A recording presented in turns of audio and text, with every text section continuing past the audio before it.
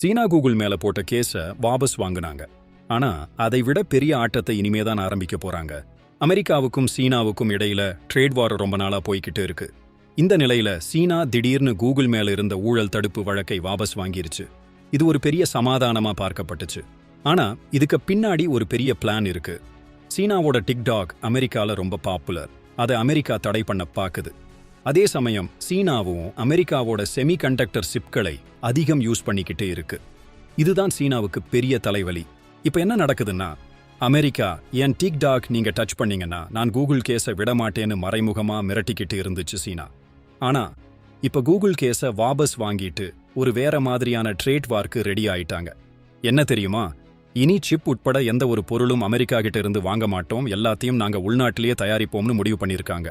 இது அமெரிக்காவுக்கு மிகப்பெரிய அடி. ஏன்னா அவங்க வருமானத்துல பாதிக்கு மேல சீனாவுல இருந்துதான் வருது. இந்த முடிவு உலகப் பொருளாதாரத்தையே புரட்டி போடும்னு எதிர்பார்க்கப்படுது. ட்ரம்பும் ஜி ஜின்பிங்கும் சந்திச்சு பேச போற நிலையில இந்த புது போட்டி உலகத்துல என்ன மாதிரி மாற்றங்களை உருவாக்கும்? வரவிருக்கும் நாட்கள்ல சிப்களுக்கு தட்டுப்பாடு வருமா? இதுல என்ன பெரிய சிக்கல்னா, இந்த ட்ரேட் வார்னால நம்ம ஊர்ல எலக்ட்ரானிக் பொருட்களோட விலை கூடுமா குறையுமாங்கிறது தான் இப்ப இருக்கிற $1 மில்லியன் கேள்வி.